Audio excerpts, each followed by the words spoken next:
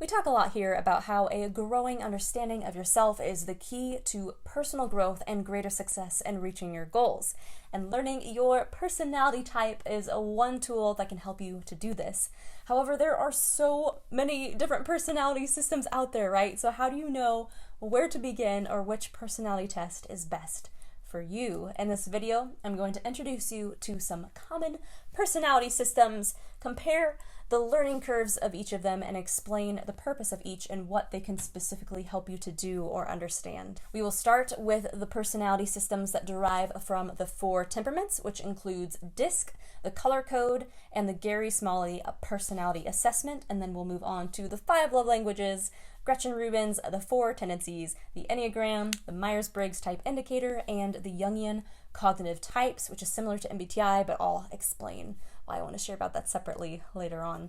For those on my email mailing list, I have this little one-sheet reference guide, your little cheat sheet for all the things that we're going to talk about today, just concisely here in one place. You can get that through my link in the description down below. Whew, okay, deep breath. Before I begin, I've got to give some disclaimers, but don't worry, I'll make it quick. So none of these personality systems, nor even all of them combined, are the end-all be-all, but rather they are to be used as a tool for introspection, self-discovery, and personal development. It's not to box you in. I know that that's a common misconception, but it's not to box you in, but rather to open up your mind to more possibilities and gain a better understanding of how you work and how we all differ as humans. So many of our problems come from a misunderstanding of ourselves and a misunderstanding of others. So my hope is that as you learn more about your personality, you will feel empowered and see just how truly amazing you are and the strengths that you possess, and may it spur you on to reaching even more of your full potential. Whew, okay, so are you ready? Let's dive in, but come on in here closer so you can get a better look. I want to start off our journey with a quick history lesson on what many believe are the origins of personality psychology. So let's hop into our TARDIS, and please keep all hands, wands, and tentacles inside the vehicle at all times as we travel back in time to around 370 BC. A Greek physician by the name of Hippocrates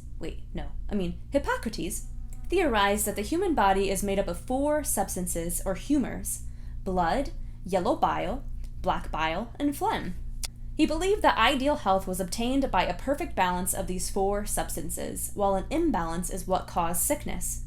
Now let's hop back into the TARDIS and travel to around 170 AD. Another Greek physician by the name of Galen expanded upon the ideas of Hippocrates and believed that it was an excess of a particular humor that affected a person's actions, feelings, and thoughts, which caused a distinct temperament. So let's take a look at these 4 temperaments. An excess of yellow bile caused a choleric temperament that is fiery, dominant, decisive, and driven. An excess of blood caused a sanguine temperament that is cheerful, optimistic, outgoing, and enthusiastic. An excess of phlegm caused a phlegmatic temperament that is calm, content, kind, observant, and reliable. An excess of black bile caused a melancholic temperament that is orderly, perfectionistic, reserved, and creative. Though we've come a long way in medical science and the study of personality and now know temperaments are not caused by an excess of fluids, these 4 general categories are often still used today to describe people's personalities. Some have also taken these general concepts and altered them to create their own new and improved systems of personality. Let's take a look at 3 of them. If you're brand new to exploring your personality, the Gary Smalley Personality Assessment is a great first step with its clear and quick test, easy to understand descriptions, and animal representations that are helpful in remembering which type you are. With any of these systems that have a smaller amount of different types, you will only get a more general type description that you may not fully relate to, because only having 4 buckets in which to categorize the vastness of human personality means needing broader type descriptions to hold them all. But it's a great way to get you thinking about your own personality, as well as a helpful tool for improving your relationships by understanding some general key differences between these different kinds of people. Here are the 4 types, which might sound a bit familiar. The lion. Lions can be powerful, decisive, productive, strong-willed leaders, but they can also be blunt, impatient, and domineering. The otter.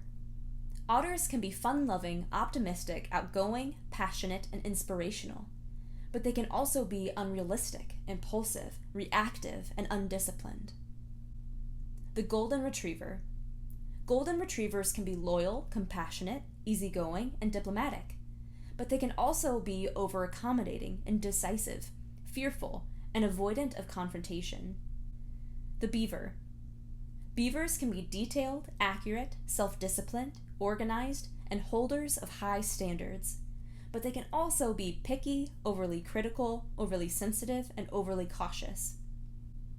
Next, we have the color code. Where the systems we've covered so far are more about temperaments, the color code focuses more on your motivations and needs. Though you'll see once again that there is a lot of crossover with this system. Reds are motivated by power. They need to look good technically, be right, and be respected. They are strong leaders and love challenges. Yellows are motivated by fun. They need to be noticed and have fun. They love life, social connections, and being positive and spontaneous. Blues are motivated by intimacy. They need to have integrity and be appreciated. They are focused on quality and creating strong relationships. Whites are motivated by peace. They need to be accepted and treated with kindness. They are logical, objective, and tolerant of others.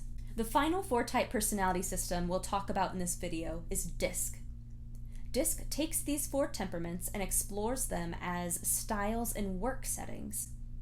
How can we better our work and working relationships through improving our communication, productivity, and teamwork? For this reason, many companies use DISC with their employees. Here are the 4 types.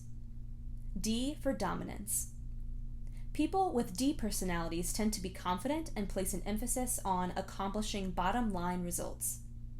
I for influence. People with I personalities tend to be more open and place an emphasis on relationships and influencing or persuading others. S for steadiness. People with S personalities tend to be dependable and place the emphasis on cooperation and sincerity. C for conscientiousness. People with C personalities tend to place the emphasis on quality, accuracy, expertise, and competency. DISC is on a spectrum from extroverted, outspoken, and faster-paced to introverted, reflective, and slower-paced, and then from task-oriented to people-oriented. This very loosely lines up with ET, EF, IF, and IT personalities within the Myers-Briggs system. And as I showed before, there is also a loose similarity between the 4 temperaments, Gary Smalley, and the color code types. However, there are enough differences that may just put you over the line into a different type in a different system, which I'll explain more in my next video where I'll talk about my type in each of these systems. So make sure to subscribe so you don't miss that. Now let's make a shift from temperaments to personal preferences. The premise of the 5 love languages by Gary Chapman is that we all give and receive love in different ways. Knowing your primary love languages and the love languages of those around you can help you to strengthen your relationships and love each individual more effectively. Here are the 5 love languages. Gifts. This person feels most loved by receiving a heartfelt gift. It makes them feel well known, thought of, and cared about. Quality time. This person feels most loved when you give them your undivided attention. Some love doing activities with you, while others may prefer quality conversation. Physical touch. This person feels most loved by appropriate physical touch. This may include a hand on a shoulder or a hug. From a significant other, it may include cuddling, holding hands, or intimacy. Acts of service. This person feels most loved when you notice their needs and do something for them or offer help. Actions speak louder than words for this person. Words of affirmation. This person feels most loved when you communicate your affection, appreciation, pride, friendship, etc. through your words. They are deeply encouraged and feel loved by written or verbal encouragement, comforting, praise, and expressions of love. Next, we have Gretchen Rubins' 4 tendencies. Through her research, she discovered 4 main tendencies in how readily we meet inner versus outer expectations. Inner being things like our own personal goals, and outer being things like work deadlines or a request from a friend. I love using this test with my coaching clients because it helps them, and me as their coach, better understand their own tendencies and responses to internal versus external goals, which we can then use to help them find what course of action will work best for them. So here are the 4 tendencies. Upholders respond readily to both outer and inner expectations. Questioners question all expectations. They meet an expectation only if they believe it's justified, so in effect, they respond only to inner expectations. Obligers respond readily to outer expectations, but struggle to meet inner expectations. And then rebels resist all expectations, outer and inner alike. Now let's move on to the Enneagram. The Enneagram is a tool for self-discovery and personal growth with 9 types based on your core fears and motivations. It can also help you see the coping mechanisms you developed since childhood and still carry with you as an adult. Because of the nature of this kind of personality system, it can make you feel quite vulnerable to discover your type and explore it more. As with any of these, please be kind to yourself and give yourself breaks if it ever becomes too difficult. You also don't have to go through this process alone. Perhaps partner up with a friend to go through it together, or bring it up to your mentor or therapist if you have one. So let's talk about the 9 Enneagram types and their basic core fears and desires. Type 1, the reformer.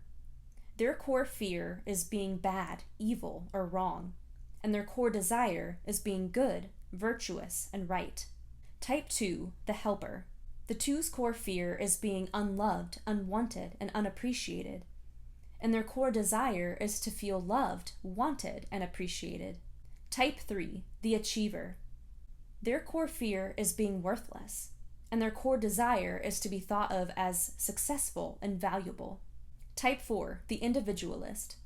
Their core fear is being insignificant, and their core desire is being unique and having identity.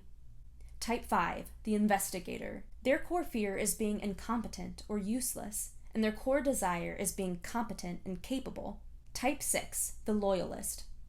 Their core fear is having no support, and their core desire is having security, guidance, and support. Type 7, the enthusiast. Their core fear is feeling limited or trapped in their pain, and their core desire is to feel satisfied and happy. Type 8, the challenger. Their core fear is being weak, powerless, or controlled by others, and their core desire is to protect themselves and those in their inner circle. Type 9, the peacemaker. Their core fear is conflict or losing connection with others, and their core desire is to feel inner stability and peace. If you've ever seen a graphic for the Enneagram, you might have noticed the lines going across it. No, it's not some sort of witchy symbol, but rather the lines show where each Enneagram type goes to in stress or growth. For example, an Enneagram 5 shows some unhealthy characteristics of the type 7 under stress, while a type 5 takes on some healthy traits of the type 8 when they are at their best. Next, we have the infamous Myers-Briggs type indicator. MBTI shows you your brain's preferred ways for observing the world, processing information, and making decisions. This understanding can help you become more aware of your strengths as well as your blind spots. Introversion or extroversion? Do you have a preference for your inner world or the outer world? Sensing or intuition? Do you prefer to focus on the facts and basic information, or do you prefer to look for the deeper meaning behind things? Thinking or feeling? Do you prefer to make decisions in a more detached, logical way, or do you prefer to give more weight to your values and how it might affect other people? Judging or perceiving? Do you prefer structure, planning, and closure, or do you prefer to adapt in the moment and keep your options open? Add these 4 letters together, and you get your type. Last but certainly not least, we have Jungian cognitive types. Like Myers-Briggs, this system is based off of the work of Carl Jung. However, where MBTI looks at the dichotomies, I versus E, S versus N, F versus T, and J versus P, this system looks at what are called cognitive functions. You have your intuition, sensing, thinking, and feeling, but there is an extroverted or introverted energy to each of them. For example, extroverted feeling, FE for short, and introverted feeling, FI for short.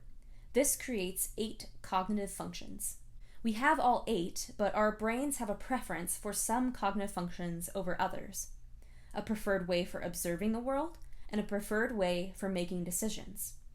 The top 4 preferred cognitive functions determine your type. For example, I am an INFJ. The top 4 cognitive functions my brain prefers as an INFJ are introverted intuition, extroverted feeling, introverted thinking, and extroverted sensing. I'm sure you can already see that the learning curve for this personality system is much greater than most of the others we talked about. It is complex because humans are complex, and this system alone still doesn't begin to cover the depths of you and your personality. But just like the others, it can provide a helpful tool in learning more about yourself, your tendencies, your strengths, your blind spots, and a general path for your personal development. This one happens to be my personal favorite for its accuracy and how much it has helped me in my own journey of growth. Because of the complexity of the system, I discourage taking online tests, and instead I recommend diving into learning the system yourself and or having a professional to do a profiling session with you. I actually will be offering this service in the near future, but until then, I have some recommended profilers in the description down below. Whew, we did it! I know I just threw a lot at you, so remember to download your free, concise cheat sheet to help you keep all of these different personality systems straight. And again, if you'd like to go into any of these further, I have a bunch of resources linked down below for your continued learning. And I also have links to some free tests as well as those profiler recommendations I mentioned for MBTI and the Jungian cognitive types. My final encouragements to you is 1, please keep an open mind, especially for those more complicated systems, and don't cling to a certain personality type until you do some further research. And number 2, once again, this is not to limit you or box you in, but rather it's to be used as a tool to discover more of your strengths, your most natural communication styles, your needs, your motivations, your blind spots, all of which can be used to help you grow into the best version of yourself instead of trying to squeeze yourself into who you think that you should be. This better understanding of yourself plus learning about types that are different from your own can also do wonders for all of your various relationships. If you have any questions about any of this or would like some more resources, feel free to comment down below or email me at anna@therealanna.com. I would love to help. And finally, if you'd like a personal guide through learning more about your personality and some help in knowing how to apply what you learned to have a more successful life, I would love to help you. So check out my coaching packages at penpalcoach.com. And until next time, keep it real. What is this? People real.